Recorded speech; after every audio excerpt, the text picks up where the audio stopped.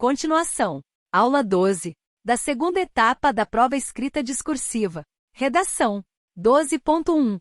A prova escrita discursiva terá caráter eliminatório e classificatório, e deverá ser realizada dentro do tempo total de 0,3 horas de prova.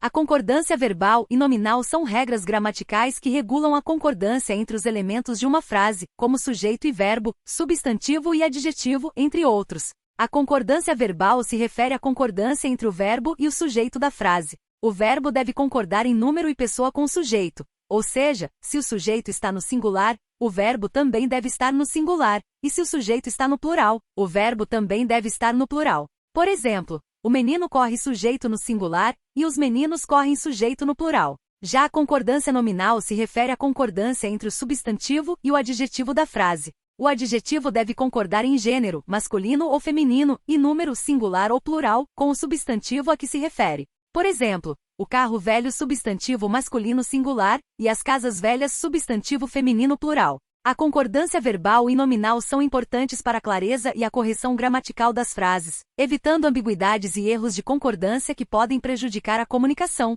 Aqui estão alguns exemplos de concordância verbal. 1. O menino corre na praia. 2. A menina estuda todos os dias. 3. Nós gostamos de viajar para lugares diferentes. 4. Eles foram ao cinema ontem à noite. 5. A professora entregou as provas aos alunos. 6. O cachorro late para os visitantes. 7. As crianças brincam no parque todos os dias. 8. O carro novo é muito bonito. 9. As flores coloridas deixam o jardim mais bonito. 10. Os livros velhos estão na prateleira mais alta. Em todos esses exemplos, o verbo concorda em número e pessoa com o sujeito da frase, seja ele um substantivo no singular ou plural, ou um pronome pessoal. Aqui estão alguns exemplos de concordância nominal. 1. O vestido rosa é muito bonito. 2. A camisa branca combina com tudo. 3. Os sapatos pretos são elegantes. 4. As blusas verdes estão em promoção. 5. O carro azul é o meu preferido. 6. As bolsas pequenas são mais práticas. 7. Os livros antigos têm um charme especial. 8. As casas novas são mais valorizadas. 9. Os brinquedos educativos são importantes para o desenvolvimento das crianças.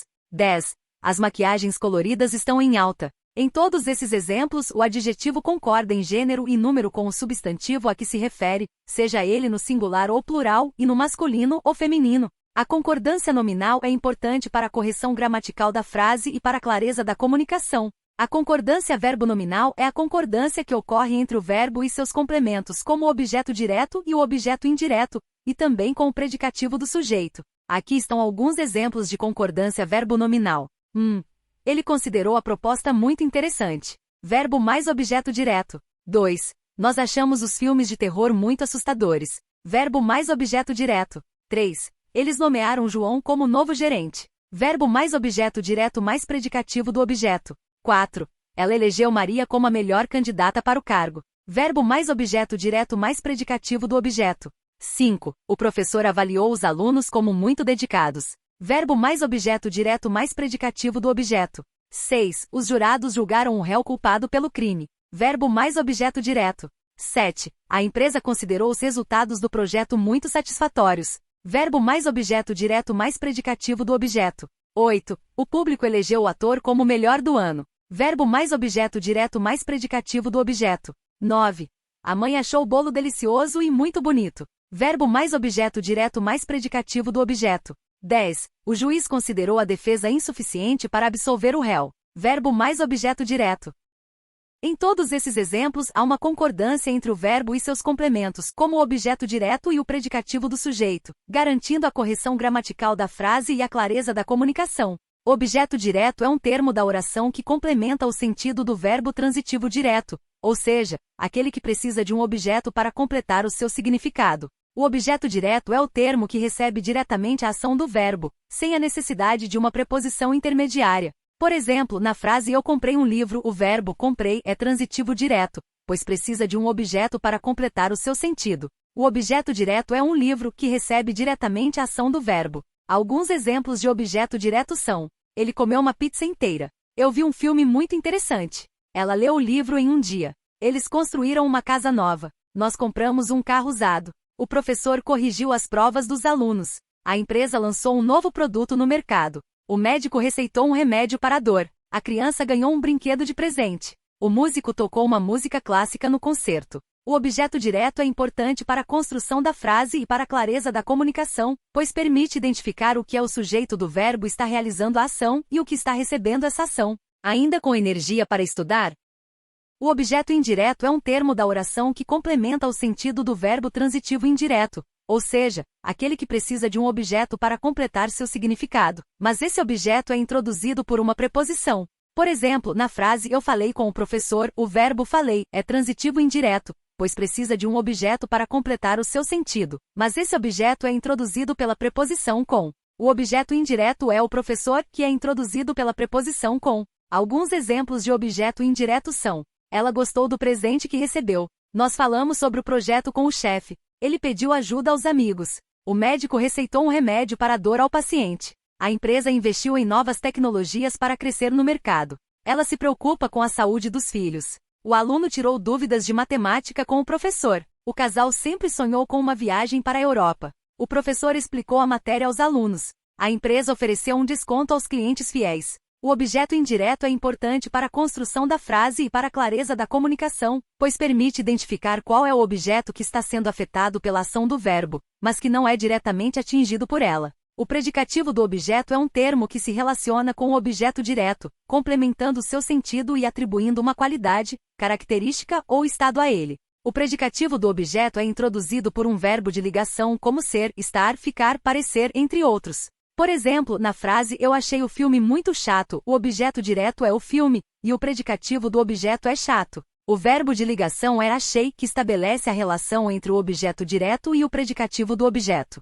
Alguns exemplos de predicativo do objeto são: ele deixou a casa toda bagunçada. Nós consideramos a viagem muito cansativa. Ela achou a comida deliciosa. Eles elegeram o candidato mais preparado. O professor julgou as respostas dos alunos insuficientes. A empresa considerou os resultados do projeto muito satisfatórios. A mãe achou o bolo delicioso e muito bonito. O juiz considerou a defesa insuficiente para absolver o réu. A equipe deixou o escritório limpo e organizado. O público elegeu o ator como o melhor do ano. O predicativo do objeto é importante para a construção da frase e para a clareza da comunicação, pois permite identificar qual é a qualidade, característica ou estado que está sendo atribuído ao objeto direto da frase. A extinção dos atos administrativos pode ocorrer de diversas formas, como por exemplo, cumprimento do objetivo, quando o ato atinge o seu objetivo e não há mais necessidade de sua existência. Um exemplo de extinção de um ato administrativo por cumprimento do objetivo pode ser: a contratação de um servidor temporário para atender à demanda sazonal da prefeitura foi extinta após o término do período de férias escolares.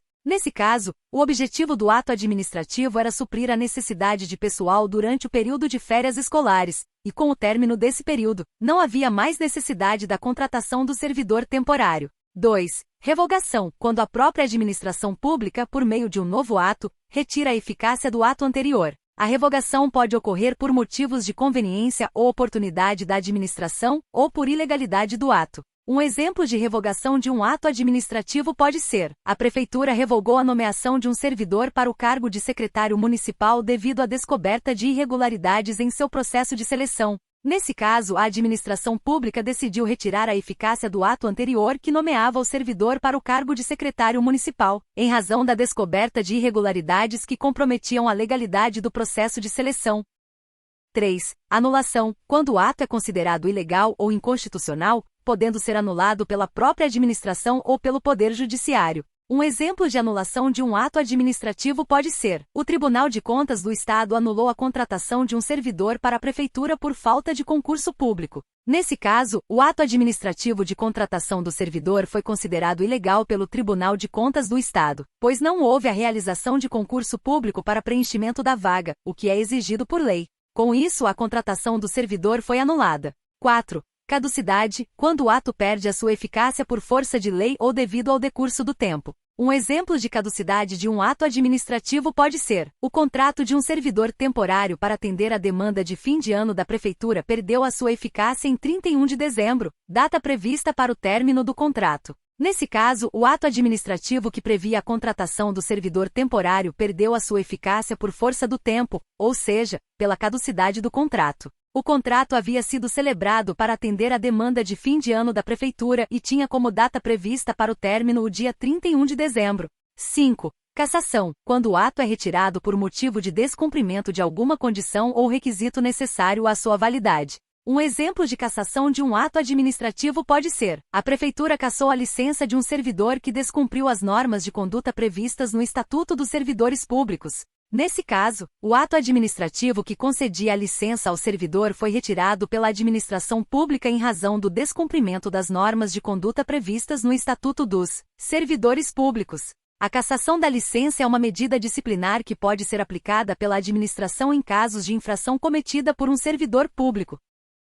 6. Desfazimento, quando o ato é desfeito por motivos de ilegalidade, imoralidade, impessoalidade, finalidade diversa da prevista em lei, ou pela ocorrência de vício insanável. Um exemplo de desfazimento de um ato administrativo pode ser: a nomeação de um servidor para um cargo comissionado foi desfeita pela Prefeitura após a constatação de que o servidor não possuía a qualificação técnica exigida para o cargo. Nesse caso, o ato administrativo que nomeava o servidor para o cargo comissionado foi desfeito em razão da constatação de um vício insanável, que é a falta de qualificação técnica exigida para a ocupação do cargo. O desfazimento é uma medida que visa corrigir um ato administrativo que apresenta algum tipo de irregularidade ou ilegalidade. A extinção dos atos administrativos é importante para garantir a legalidade e a eficiência da administração pública, bem como para proteger os direitos dos cidadãos e a segurança jurídica das relações estabelecidas com o Estado. Um exemplo de extinção de um ato administrativo pode ser: a cessão de um servidor para outra instituição foi extinta após o término do prazo previsto no acordo de cooperação entre as instituições. Nesse caso, a administração pública cedeu um servidor para trabalhar em outra instituição por meio de um acordo de cooperação, e a extinção do ato ocorreu após o término do prazo previsto no acordo. Com isso, o servidor retornou ao seu órgão de origem, e a cessão foi extinta.